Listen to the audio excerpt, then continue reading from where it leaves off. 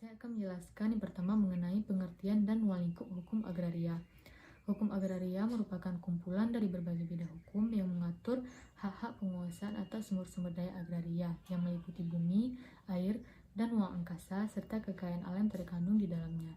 Budi Harsono menyatakan bahwa hukum agraria bukan hanya merupakan satu perangkat bidang hukum, tetapi merupakan suatu kelompok berbagai bidang hukum yang masing-masing mengatur hak-hak penguasaan atas sumber-sumber daya alam tertentu.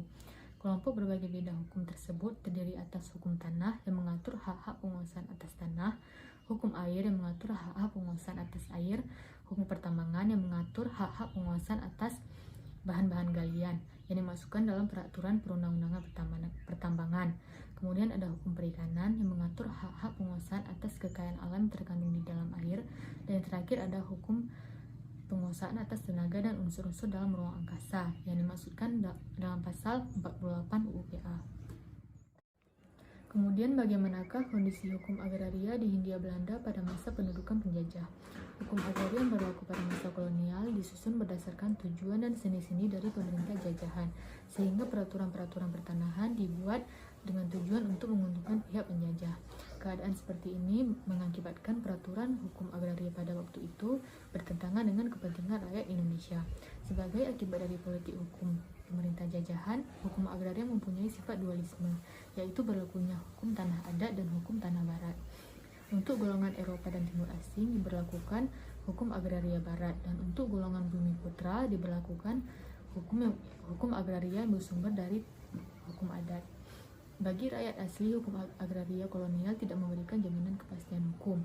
Pendaftaran tanah hanya dapat dilakukan bagi tanah-tanah yang tunduk pada hukum tanah barat. Dan output dari reka dasar ini adalah sertifikat. Sebaliknya, untuk tanah-tanah yang tunduk pada hukum adat, tidak dilakukan pendaftaran tanah untuk pemberian jaminan kepastian hukum, melainkan dilakukan pendaftaran tanah untuk kepentingan pemungutan pajak atau fiskal kadaster. Tentu saja hal ini merugikan masyarakat pribumi yang tunduk pada hukum adat, karena yang pertama tidak mendapatkan sertifikat sebagai bukti kepemilikan tanah, dan yang kedua hanya mendapatkan dokumen pajak, sedangkan dokumen pajak tidak dapat digunakan sebagai bukti kepemilikan tanah. Tujuan dibentuk dan diberlakukannya UPA yaitu yang pertama untuk meletakkan dasar-dasar bagi penyusunan hukum agraria nasional yang akan merupakan alat untuk membawakan kemakmuran, kebahagiaan, dan keadilan bagi negara dan rakyat, terutama rakyat tani dalam rangka masyarakat adil makmur. Masyarakat adil makmur dapat diwujudkan dengan menjalankan prinsip-prinsip atau asas-asas dalam penguasaan tanah. Yang kedua yaitu meletakkan dasar-dasar untuk mengadakan kesatuan dan kesederhanaan dalam hukum pertanahan. Kesatuan dan kesederhanaan dapat diwujudkan dengan menjadikan hukum adat sebagai hukum agraria nasional. Dan yang terakhir yaitu meletakkan dasar-dasar untuk memberikan kepastian hukum bagi rakyat seluruhnya.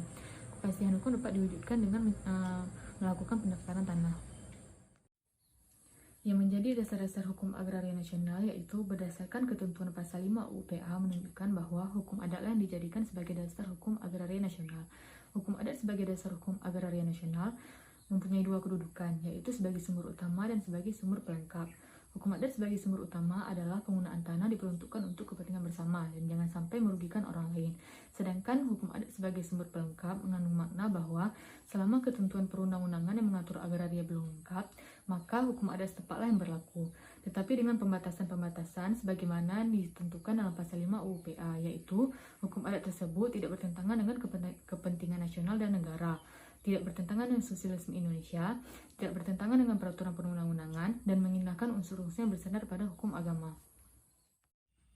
Yang dimaksud dengan hak bangsa adalah dalam pasal 1 ayat 2 UU PA menentukan bahwa seluruh bumi, air, dan ruang angkasa serta kekayaan alam terkandung di dalamnya dalam wilayah Republik Indonesia sebagai karunia Tuhan Yang Maha Esa dan merupakan kekayaan nasional.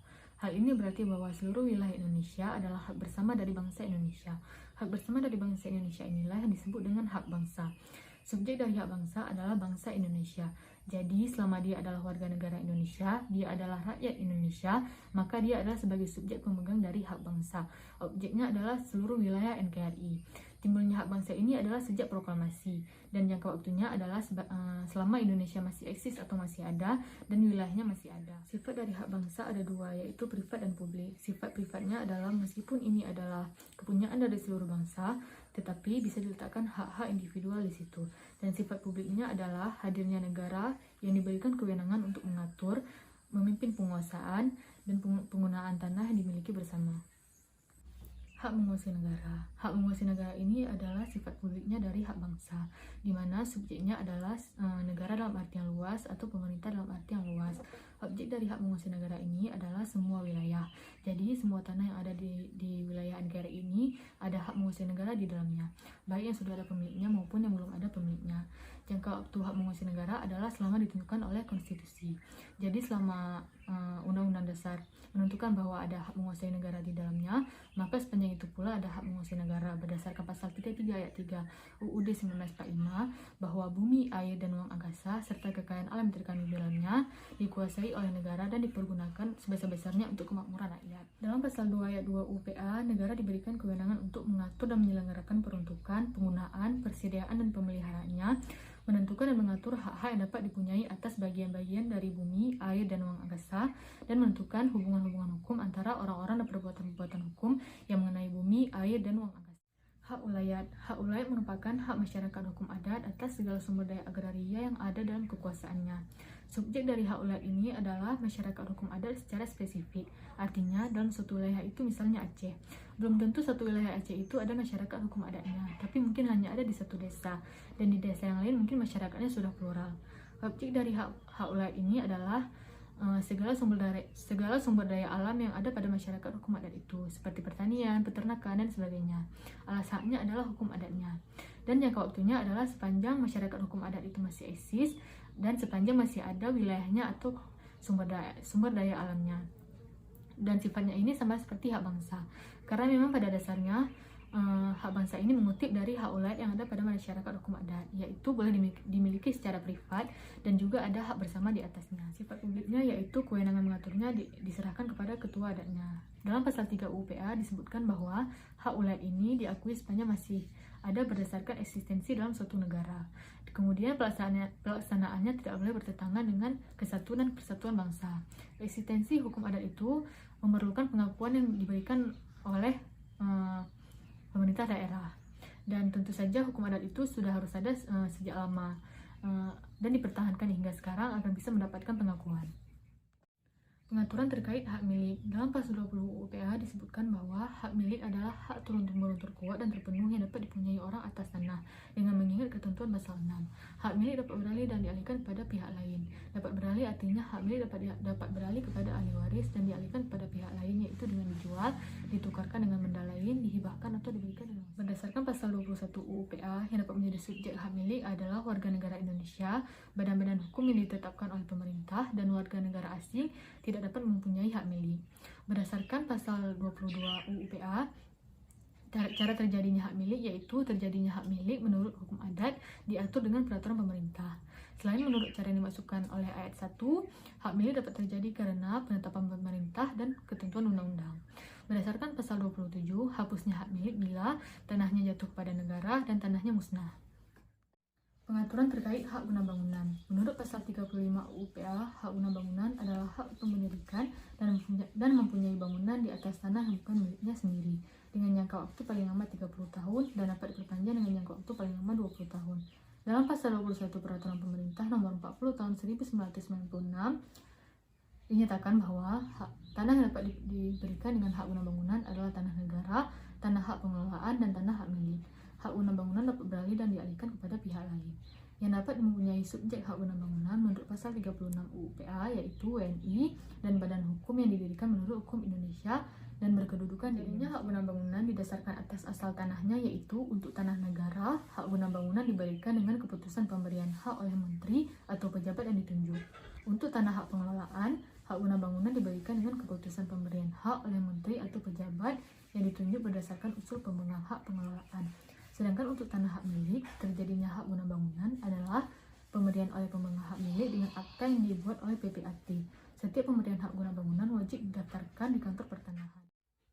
Pengaturan terkait hak guna usaha. Dalam pasal 28 ayat 1 UU PA, hak guna usaha adalah hak untuk mengusahakan tanah yang dikuasai oleh negara dalam jangka waktu sebagaimana tersebut dalam pasal 29, yaitu hak guna usaha diberikan untuk jangka waktu paling lama 25 tahun guna perusahaan, pertanian, perikanan, atau peternakan.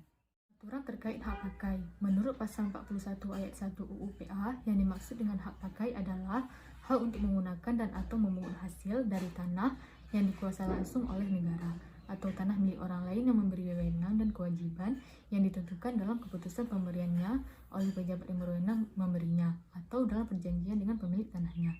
Segala sesuatu asal tidak bertentangan dengan jiwa dan ketentuan-ketentuan Undang-Undang Pokok Agraria.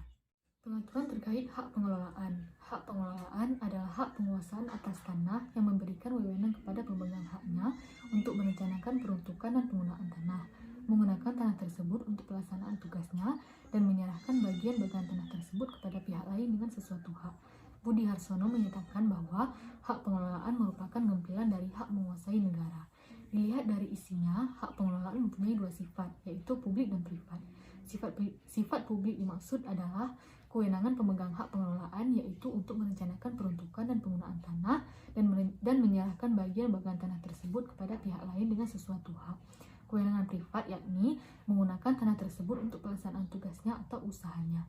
Menurut pasal 67 Peraturan Menteri Agraria atau Kepala Badan Pertanahan Nasional nomor 9 tahun 1999 tentang tata cara pemberian dan pembatalan hak atas tanah negara dan hak pengelolaan, yang dapat menjadi subjek hak pengelolaan adalah instansi pemerintah termasuk pemerintah daerah, BUMN, BUMD, PT Persero, badan otorita dan badan hukum pemerintah lainnya yang ditetapkan oleh pemerintah. Hak pengelolaan adalah hak yang diberikan atas tanah negara. Artinya, hak pengelolaan hanya bisa diberikan atas tanah negara, tidak bisa lahir di atas tanah hak. Kalau suatu bidang tanah diberikan dengan hak pengelolaan ada hak atas tanah milik seseorang, maka terlebih dahulu dilepaskan haknya. Hak pengelolaan hanya bisa terjadi menurut dua cara, yaitu pertama adalah melalui pemberian hak oleh pemerintah atau BPN, dan yang kedua berdasarkan ketentuan konversi. Hak pengelolaan bersifat abadi, dalam pengertian tidak dapat hapus selama subjek pemegang haknya masih ada.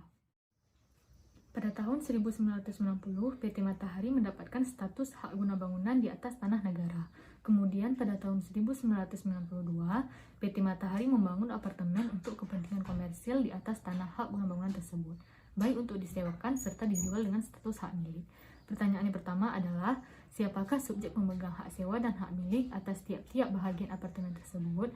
Jawabannya yaitu, subjek pemegang hak sewa adalah yang menyewa. Pertanyaan pertama yaitu, siapakah subjek pemegang hak sewa dan hak milik atas tiap-tiap bahagian apartemen tersebut? Jawabannya adalah subjek pemegang hak sewa yaitu si penyewa apartemen, dan subjek pemegang hak milik adalah PT Matahari. Pertanyaan selanjutnya, berapa lama jangka waktu yang dapat diberikan untuk hak guna bangunan tersebut? Dalam pasal 26 sampai dengan pasal 29 PP nomor 40 tahun 1996 telah dinyatakan bahwa jangka waktu yang dapat diberikan untuk hak guna bangunan adalah paling lama 30 tahun, lalu dapat diperpanjang dengan jangka waktu paling lama 20 tahun, dan dapat diperbaharui dengan jangka waktu paling lama 30 tahun. Apakah ada kewajiban bagi perusahaan bila pembangunan tersebut ternyata mengurung atau menutup akses pekarangan atau bidang tanah lain? Berdasarkan pasal 30 dan pasal 31 PP nomor 40 tahun 1996, pemegang hak guna bangunan berkewajiban untuk memberikan jalan air atau kemudahan lain bagi pekarangan atau bidang tanah yang terkurung oleh tanah hak guna bangunan tersebut. Apakah PT Matahari dapat menjaminkan objek hak guna bangunannya kepada bank? Menurut pasal 39 UU PA, hak guna bangunan dapat dijadikan jaminan utang dengan dibebani hak tanggungan. Jadi dalam hal ini PT Matahari dapat menjaminkan objek hak guna bangunannya kepada bank. Apa saja yang menjadi hak dan kewajiban PT Matahari atas hak guna bangunan yang diperolehnya? Berdasarkan pasal 32 PP nomor 40 tahun 1996, PT Matahari berhak menguasai dan menggunakan tanah sesuai dengan waktu yang telah ditentukan untuk mendirikan dan mempunyai bangunan untuk keperluan pribadi maupun usahanya, serta untuk mengalihkan hak tersebut kepada pihak lain dan membebaninya. Berdasarkan pasal 30 dan pasal 31 PP nomor 40 tahun 1996, PT Matahari sebagai pemegang hak guna bangunan berkewajiban untuk membayar uang pemasukan, menggunakan tanah sesuai peruntukannya, memelihara dengan baik tanah dan bangunan yang ada di atasnya, menyerahkan kembali tanah yang diberikan dengan hak guna bangunan apabila jangka waktunya telah habis, menyerahkan sertifikat hak guna bangunan yang telah hapus kepada Kepala Kantor Pertanahan, dan memberikan jalan air terkurung di dalamnya. Di wilayah Sumatera, terjadi sengketa kepemilikan tanah antara PT Sentosa yang bergerak di bidang perkebunan dengan masyarakat sekitar. Masing-masing pihak saling mengklaim kepemilikan tanah atas tanah yang ada. Sebagai akademisi hukum, bagaimanakah Anda menyelesaikan atau memberikan pandangan hukum atas kasus tersebut? Sebaiknya dalam menyelesaikan suatu perkara, lebih baik diselesaikan dengan cara kekeluargaan terlebih dahulu. Jangan langsung membawa perkara tersebut ke pengadilan. Penyelesaian sengketa di luar pengadilan dapat dilakukan dengan cara negosiasi, mediasi, konsiliasi, atau arbitrase. Mengingat pentingnya adanya bukti otentik berupa sertifikat sebagai alat bukti hak atas tanah yang sah dan sebagai alat pembuktian yang sah, disarankan kepada masyarakat yang masih menggunakan alat bukti kepemilikan tanah yang berupa sertifikat tanah untuk segera mendaftarkan tanahnya kepada pejabat berwenang untuk mendapatkan alat bukti hak atas tanah yang sah dan kuat menurut ketentuan UU PA dan PP 24 tahun 1997, yaitu sertifikat hak atas tanah. Pada tahun 2015, seorang WNI merubah kewarganegaraannya menjadi WNA, padahal ia memiliki tanah seluas 5 hektar. Apa yang harus dilakukan untuk melindungi kepentingannya atas kepemilikan tanah tersebut? Saat itu dia memiliki 3 orang anak yang masih berstatus WNI. Ketika seorang WNI beralih status menjadi WNA, maka terdapat beberapa hak atas tanah yang tidak dapat lagi dimiliki dan harus segera dilepaskan. Hal ini karena berdasarkan UU PA, status kepemilikan tanah dan bangunan dapat diberikan bagi WNA yang tinggal di Indonesia hanyalah sebatas hak pakai atau hak sewa. Sehingga, selain kedua hak tersebut, hak atas tanah yang dipunyai oleh WNI harus dilepaskan apabila ia memutuskan untuk menjadi WNA. Ketentuan ini ditegaskan dalam pasal 21 UU PA bahwa WNI yang mempunyai hak milik atas tanah kemudian beralih menjadi WNA wajib melepaskan hak tersebut dalam jangka waktu 1 tahun sejak diperolehnya hak tersebut atau hilangnya kewarganegaraan itu. Dalam hal ini, WNI yang telah berkewarganegaraan asing tersebut dapat mengalihkan hak milik atas tanahnya itu kepada anak-anaknya yang masih berkewarganegaraan Indonesia. Ada beberapa cara yang bisa dilakukan untuk melindungi kepentingan atas tanah tersebut. Salah satunya yaitu karena dia mempunyai anak, maka dia bisa memberikan atau merubah status kepemilikan tanah tersebut menjadi milik anaknya.